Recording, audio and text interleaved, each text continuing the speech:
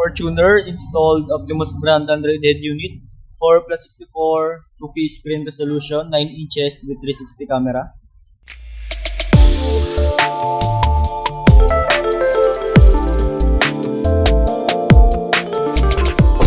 Optimus brand Android head unit, 4+64, 9 inches, 2K screen resolution.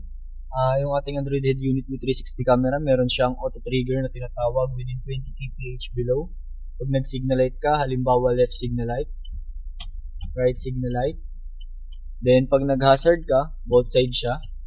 Then priority ng trigger natin yung reverse. Accurate yung ating mga linya.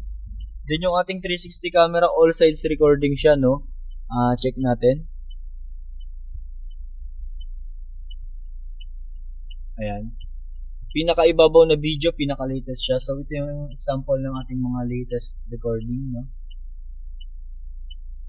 Then, yung ating 360 head unit ay connected siya sa ating steering wheel control.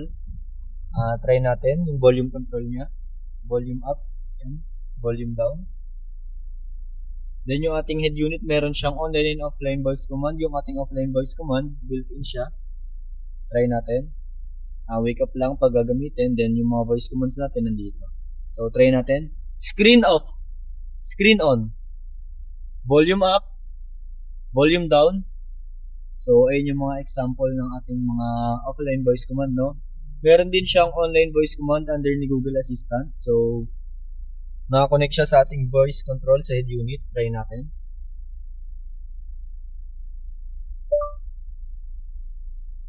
Play James Blunt on YouTube. So, kay Google Assistant or sa ating online voice command, pwede tayo magbigay ng specific voice command sa kanila. Yan. So, accurate naman yan. Ayan. James Blunt. So, working din yung ating mga controls. Yan. Then, yung next track, previous track, working lahat. Then, pwede rin siya gamitin sa ibang application tulad ni Google Maps. Halimbawa, I want to go SM Grand Central.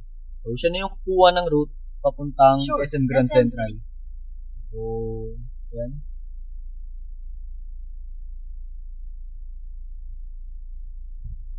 Head southeast on Vicente Cruz Street toward España Boulevard, Route Yung ating 17. Android unit, meron siyang mga application tulad ni YouTube, Waze, Spotify.